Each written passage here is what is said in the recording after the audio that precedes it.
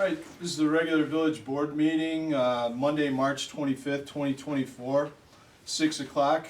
I'd like to ask you to join me with the Pledge of Allegiance. I pledge Allegiance to the flag of the United States of America and to the republic for which it stands, one nation, under God, indivisible, with liberty and justice for all.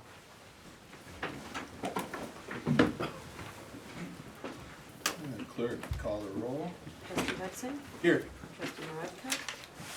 Trustee Richards? Here. Trustee Sandberg? Here. Trustee Sluse? Here. Trustee Sturba? Here.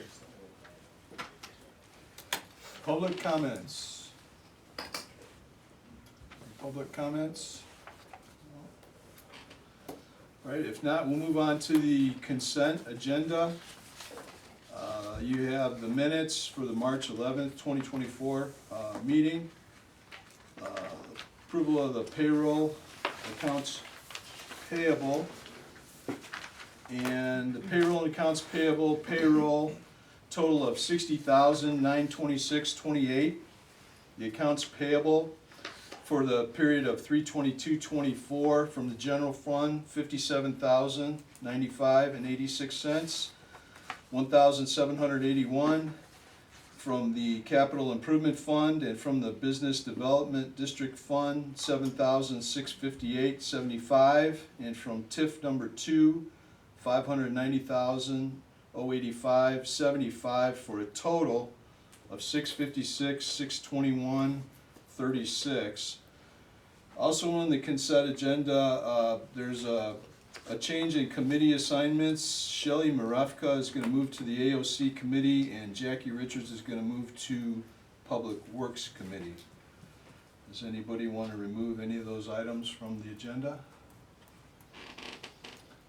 Not, I'll entertain a motion to approve. Motion. Second. Welcome. Sluse? Thanks. Sturba? Trustee Hudson? Yes. Trustee Richards? Yes. Trustee Sandberg? Yes. Trustee Sluse? Yes. Trustee Sturba? Yes. Committee reports. Angie? Yes. I have no new news, but I just wanted to check in and see if you guys had any questions. No, I don't think so. Anything for Angie? No, not for me. Okay. All right, thank you. All right, thank you. Thank you. Yeah. Bob? Public Works? Sure. I know Troy sent a report, but I'm kind of report for him. I know in the bills tonight you'll see an MFT bill. That project is done. And then the 88th Avenue improvements, that project is not done. There's still some striping and some reflective items that need to go out there, and a sidewalk. So that project is not done. Branch pickup starts Monday. Residents can find the rules and dates online.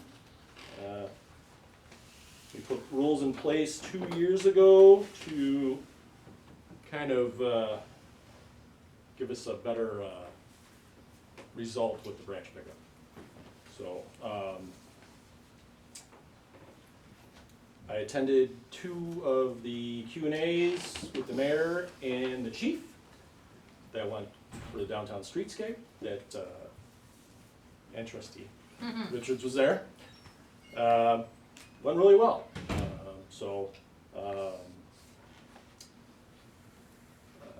Staff been working on getting a chipper ready, a truck ready, equipment ready. We're ready to roll. So come springtime, which is next week or now. So we're good. So that's all I got. All right, sounds good. Thanks, Bob. Thank you. Thank you. Chief, anything? Yeah, just a couple things. So in the report, because as we talked about at the last meeting, the county lowered the speed limit on Wilmington-Peatone Road from 45 to 40. So Bob moved our speed sign over there just to let people know. So we got it figured out. We got it set for 40 miles an hour. So I ran the last 40 days worth of data, and so 85% of the cars that pass through, going either direction are 40 or under, and 96% are 45 or under. So that's pretty good. There was a few outliers like 70 miles an hour, but that could have been the police or fire department are probably the ones that were driving that fast. So I thought that was pretty good. Also, the 27th, flat camera is supposed to install one at Wilmington and Wilmington Peatone Road and 88th, and then also Peatone Beecher Road at Ridgeland. So we're still waiting on the permits from the state for those, which Bill filed when he was here. So that's how fast the state's running currently. So that's all I have unless somebody has a question. All right, thanks, Chief. Thank you. Amy? Nothing, other than if there's any questions from my written report. Okay, Troy isn't here. I think Bob kind of covered what he would have talked about. So we'll move on to the mayor's comments.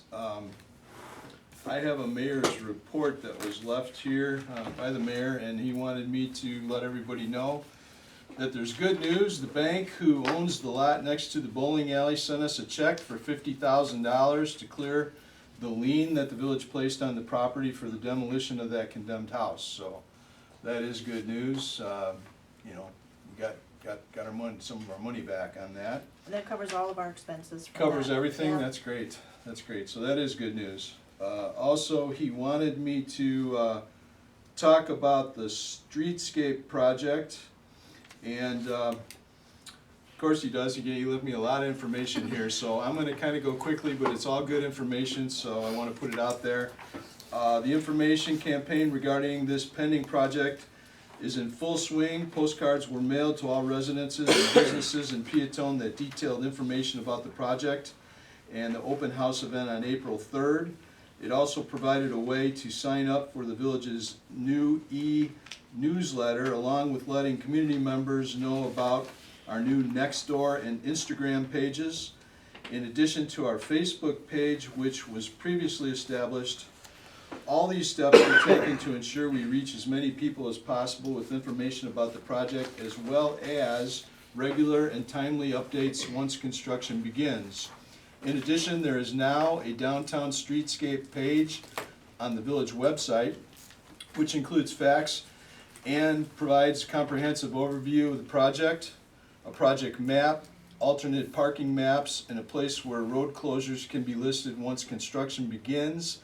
A Connect With Us page has also gone live on the village website that provides a way for individuals to sign up for the e-newsletter, as well as provides links to all our social media pages. Contact information for all downtown businesses and building owners has been compiled and added to the e-newsletter distribution list.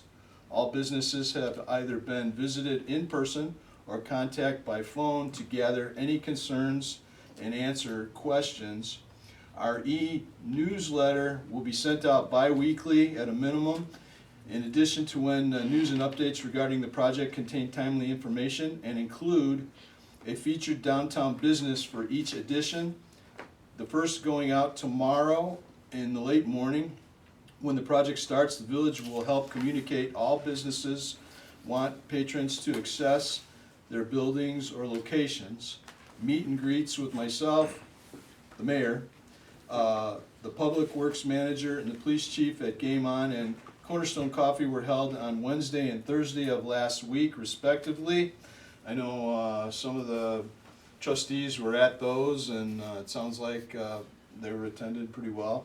Additionally, a press release was sent out to the news media, the Vedette, the Kankakee Journal, Farmers Weekly Review, and self-published on ManhattanPatch.com on Tuesday, March 19th, describing the project along with drawings provided by the design firm that highlight the layout, paving and planning, and materials that will be used for the new streetscape. The open house, along with overall project information and the open house date and location, were shared, as well as links to the new pages on our website related to the project. The pre-construction meeting took place on Tuesday, March 12th. Iroquois Paving is still working on a specific start date as they are waiting on materials and have stated that they would like to start work in early April. The village emphasized maintaining some type of pedestrian access during the entire project. Also discussed was possible temporary lighting that may be needed until new lights are installed. Aqua representatives were present to discuss any lead line replacement to be completed while streets are torn up. The village told Iroquois to use the area north of Crawford and east of Washington Street for material staging and equipment storage. When we get more specific start date, that will be communicated through the e-newsletter website and on all the social pages. So there you have it, a lot of information. Getting ready to kick off this project. You know, it's a major project down there. It's gonna tear up all the streets for a while, so I know the mayor wants everybody to just kind of bear with us, and we'll move along as quickly as we can. A committee that I missed, the building committee had a meeting before this meeting, and we talked about an overlay district for the downtown. And what this would be is it would go into our code. So this is still being worked on. The next step from the building committee is to go to planning and zoning and talk to them about this, and if everything, if they like what they see, then they're gonna make a recommendation and it'll come back to the board. That takes us to new business. Item D, approved payout number 4 to deconstruction for 88th Avenue, Wilmington Road, I-57 ramps in the amount of $590,085.75. As Bob stated, this is the 4th payout. It's not completed. There are some other things to do, and it sounds like reflected pavement, signage, some striping, and sidewalk on 88th Avenue is what will be done. I don't think there's a timeline for that yet, but it's supposed to be in the spring. Yeah, we haven't got an ETA on that. So if there are any questions, if not, I'll entertain a motion. Motion. Second. Sluse? Trustee Hudson? Yes. Trustee Richards? Yes. Trustee Sandberg? Yes. Trustee Sluse? Yes. Trustee Sturba? Yes.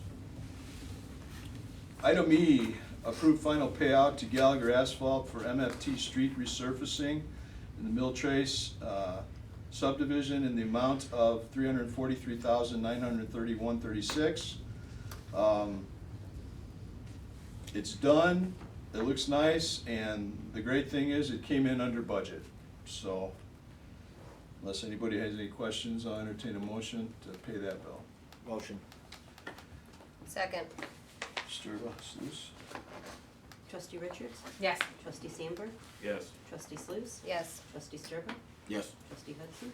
Yes.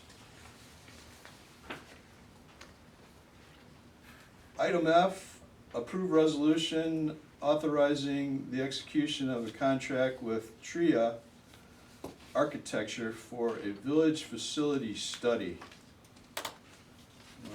Fill us in on that, Amy? Yeah, sure, and also I think somebody from TRIA is here also. Oh, okay.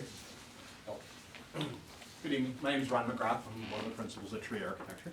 I know Amy's been with my partner Jim Petrakos, who's out of town he's off this week, so I'm one of his partners and I do most of the facility assessments, especially for municipalities, so I'll be the person you'll be dealing with and seeing on a regular basis throughout this process with the facility assessment and the space needs study. And so you have the scope of work in your packets, and so it's a space needs study, which looks at the current and future needs for space, for staff, for storage, for housing prisoners, whatever we might need as far as how we operate in this building. And then the facility needs assessment will look at what code, issues we might have that we would need to get up to date, and like a maintenance schedule perhaps with costs, so that we can work on our capital plan with a little bit more precision. The scope of work also includes like 2 models, so to speak, and conceptual plans of maybe how the space can be used in a more efficient manner. and then the cost associated with that. Correct. And so you would have all that data to make decisions off of and budgeting decisions. And that would either inform the question, is this facility meet our needs currently and into the future? And what would that cost? Or is that too cost exorbitant or not the right way to go? And is there another option that we should be looking at? So, this I know it's expensive. It's a lot of things I think we feel like we know intuitively, and you're probably right. This will help quantify things. It will help with grants, applications. I think it'll inform our capital budget a lot of ways. So I think it's a really important study to take on, and we did budget for it in the fiscal year 2025. So we're here for questions if you guys have any. We were actively looking for grants for this project, weren't we?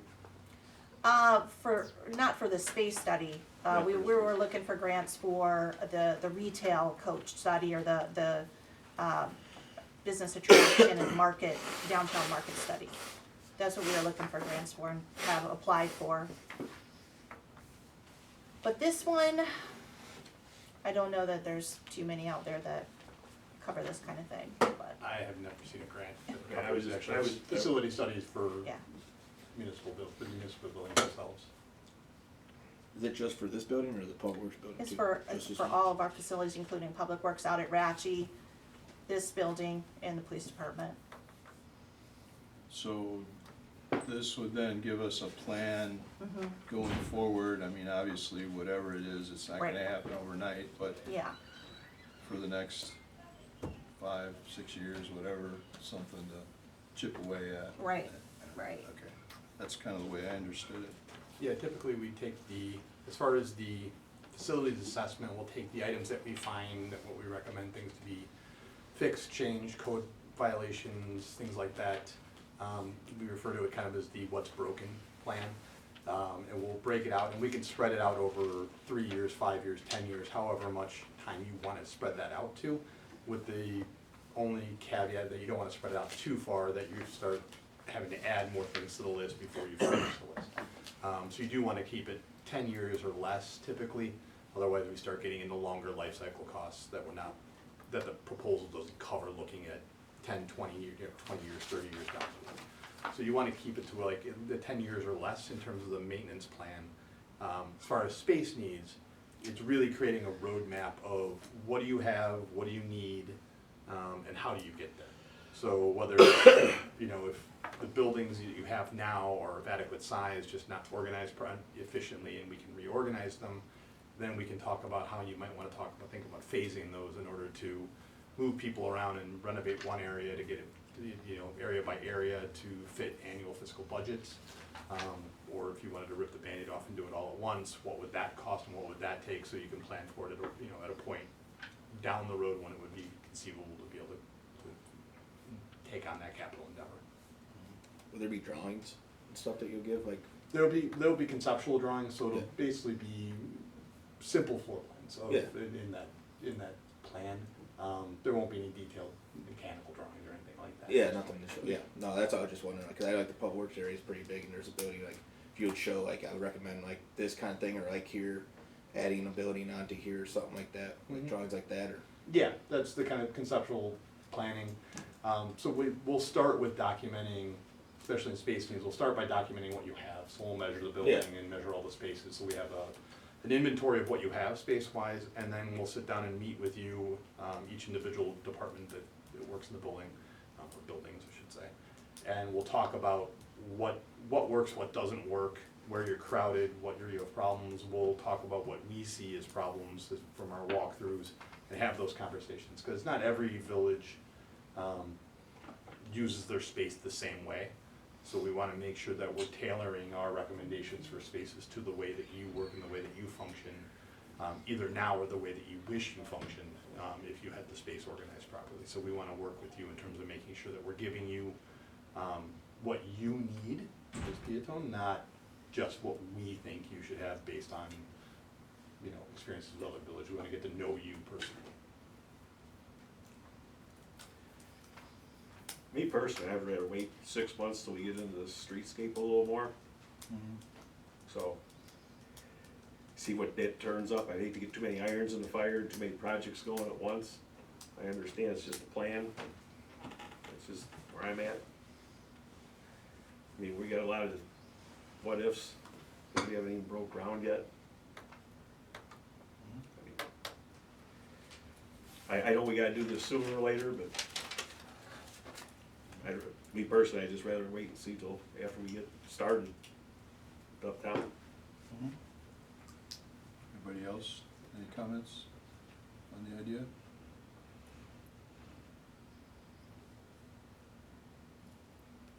I mean, I know we can't apply for a grant for this particular, scenario, but once we do have it in place, then we can apply for a grant for the construction of the buildings. I understand that. I heard him say that.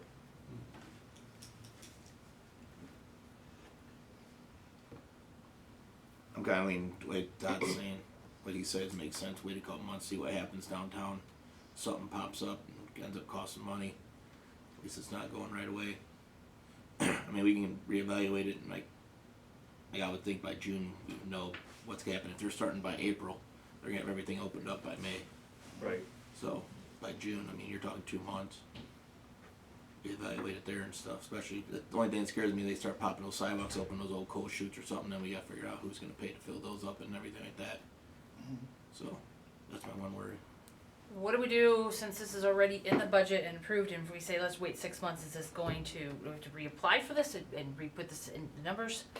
No, it'll stay in the budget until it's expended. Okay, Yeah, I mean, it can carry over and it's still into the budget Thank for you.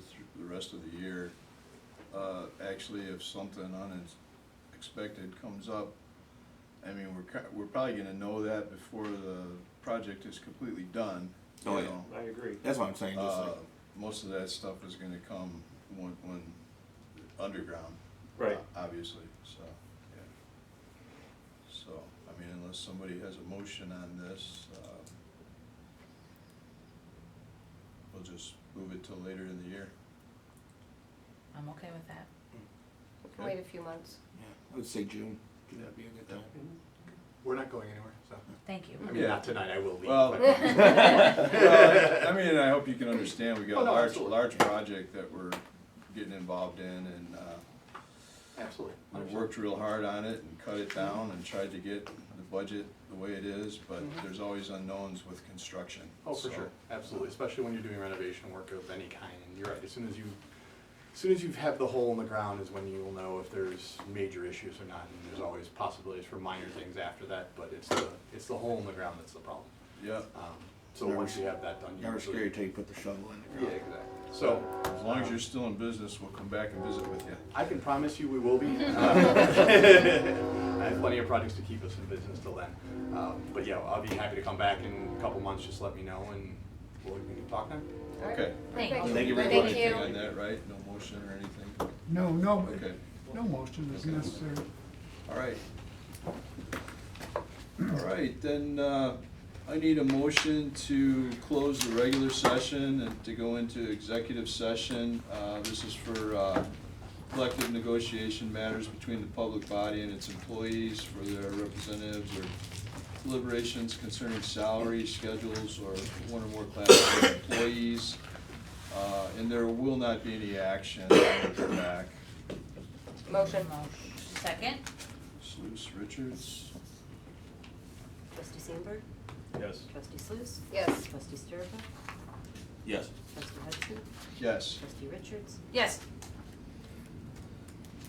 Before we do that, are there any questions of the press? Okay. All right. Thank you.